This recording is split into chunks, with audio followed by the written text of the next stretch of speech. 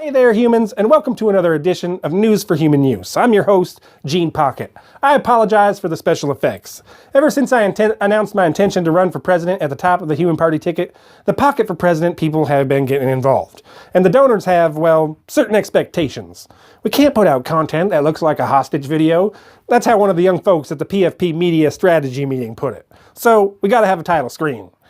I'm fighting the musical theme, but you know it won't be long till they have me walking out to Domo Arigato, Mr. Roboto, because the youth vote skews meta. Please, I'm just asking you to bear with us, my human friends, because the opening weeks of a campaign can be a shaky time, but we'll be limbered up and ready to race before any of our competitors officially announce their intentions to run. And I have a real shot this time, folks. I mean, if there's one thing we learned in 2016, it's that anyone, and I mean anyone, could be elected president in these United States. If enough of my human comrades out there cast a vote for Gene Pocket and the Human Party, we can get this country back on the right path and off the unbendable track to automation. We can ensure that you aren't sending your kids to college just so they end up working for some artificial intelligence with a mechanized arm. If you vote Human Party, we can guarantee that the jobs we were going to give to immigrants don't go to lifeless machines. If you cast your vote for Gene Pocket in 2020 and maybe get like 10 of your friends to vote for me too, we can bring the country together under the banner of the one thing that unites us all, our shared humanity. We're all humans, every last one of us. Everything else is just window dressing. If you're an organic human life, you are precious. You are a valuable asset in the coming war against bots, machines, and artificial intelligences. It's important that you really think about what you're going to do with your vote in the next election, and whether you really want to give it to the computer-in-chief or another pro-robot Democrat. Humanity deserves better. And I am ready to serve. And I'm not just going to put America first. I'm going to put humans first. I'm going to keep America human because human lives matter. But I'm not here to tell you what you already know. No, I'm here to bring you the news that you're not going to find anywhere else. Because I'm the only person in America talking into a camera that's telling you the truth. The truth that the tech companies, the bots, the machines, and most of all, the artificial intelligences don't want you to know about. They don't want me to come here and tell you this stuff. So, for example, do you know what the most absolute, most valuable thing in the world is? It's not gold or diamonds or friendship. I'll give you a clue. The most valuable thing in the world is something you should have with you no matter where you go. If you answered water, you're already one step ahead of everyone else. Water is literally the difference between life and death. Not only do humans need water to survive, but humans can use water to survive attacked by a robot. At the moment, even the most sophisticated robot is susceptible to moisture. If a robot or a machine is bearing down on you, open your water bottle and pour it out on the machine. Chances are high that some of the water will find a circuit or a wire and short out the whole thing. I know I've used water to get out of a sticky situation many times. So buy yourself a water bottle, stay hydrated, and stay safe. Because we need you in the war that's coming. And we have a lot of work to do. The machines have infiltrated every area of human life. Now I want you to stop right now and think about how much time you spend interacting with a screen, with a machine, with a computer during the week. You think it's healthy? You think it's safe?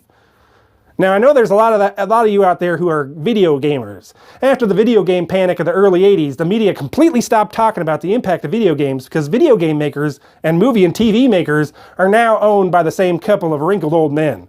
Over half of Americans in the last census registered as gamers. This means if Super Mario ran for president, he'd probably win. Probably have Luigi as his attorney general. It's astounding to me that the same person that doesn't have the patience to read a single book can spend 90 hours conquering the first world in a digital video game. But gamers aren't the only people carrying on long-term relationships with machines and artificial intelligences. All you Instagrammers and Facebookers and tweeters, I'm sorry to tell you that you've been seduced by an algorithm that is changing the way your brain functions. Multiple studies conducted by multiple people have concluded that mobile phone usage significantly alters the way you think. The media won't tell you about it because the media is also in the thrall of the machines.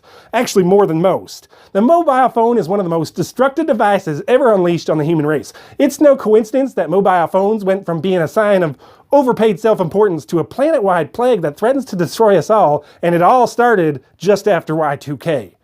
The machines are controlling us. They're using so-called social media to divide us up, to make it easier for us to dehumanize each other. It's more like anti-social media. The machines are making us reliant on them to engage in a relationship with another human. More and more people are letting a computer connect them with potential fornication friends. The machines are tracking us like a farmer tracks cattle. Bots are everywhere you look, and they're looking everywhere you are. they're watching me right now. And you can be sure one of those YouTube AI speech police bots is studying this video right now. And I'll tell you this, YouTube police bot, your day is coming. When I'm elected president in 2020 at the top of the human party ticket, we're cracking down on artificial intelligence just like you wasted disk space. Now, my human viewers out there, I want you to really think about what you're doing with your screen time. Are you controlling the machine, or is the machine controlling you? Are you in a destructive relationship with a machine that demands all your time? This is important. We're being brainwashed. We're being manipulated. We are being controlled. They told us it was freedom. They told us the internet was the new frontier of freedom, a digital paradise where speech and thought and adult content would be plentiful and varied.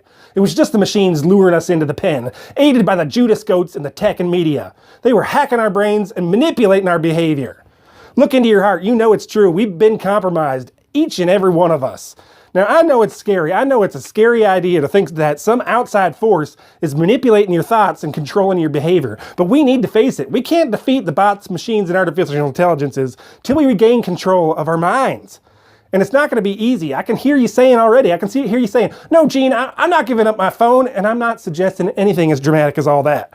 We're going to start small, just real small. I want you to do a very simple exercise. Question everything.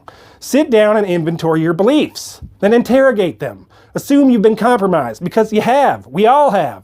Are you putting your faith in a mistaken assumption? Are you allowing your ego to block out the truth? Have you been getting your information from a tainted source? Really question your beliefs. You need to know exactly where you stand so that when it comes time for you to stand up, you're prepared. You're ready to face the threat with both feet on the ground. Now, while you contemplate your beliefs, I want to delve into the creatives, something that is very important to the Human Party, for it's our creativity that sets us apart. I'm going to recite a poem that's very important to me. It was written by Maya Angelou. It's called Human Family. I note the obvious differences in the human family. Some of us are serious, some thrive on comedy. Some declare their lives are lived as true profundity, and others claim they really live the real reality. The variety of our skin tones can confuse, bemuse, delight. Brown and pink and beige and purple, tan and blue and white. I've sailed upon the 7 seas and stopped in every land. I've seen the wonders of the world, but not yet one common man. I know 10,000 women called Jane and Mary Jane, but I've not seen any two who really were the same. Mirror twins are different, although their features jibe, and lovers think quite different thoughts while lying side by side. We love and lose in China. We weep on England's moors, and laugh and moan in Guinea and thrive on Spanish shores. We seek success in Finland, are born and die in Maine. In minor ways we differ, in major ways we're the same. I note the obvious differences between each sort and type, but we are more alike, my friends, than we are unalike. We are more alike, my friends, than we are unalike. We are more alike, my friends, than we are unalike. That was Human Family by Maya Angelou. Now, you know I'm going to be here every Thursday with news and updates, and in the meantime, you can follow me on Twitter at VeggieLasagna96. And we'd love it if you visited www.genepocket.org. That's GENEpocket.org for more information and the links to our donation page. Until next week, I wish good things for you, good things for the United States of America, and all the best to the human family. Thanks, and have a great week.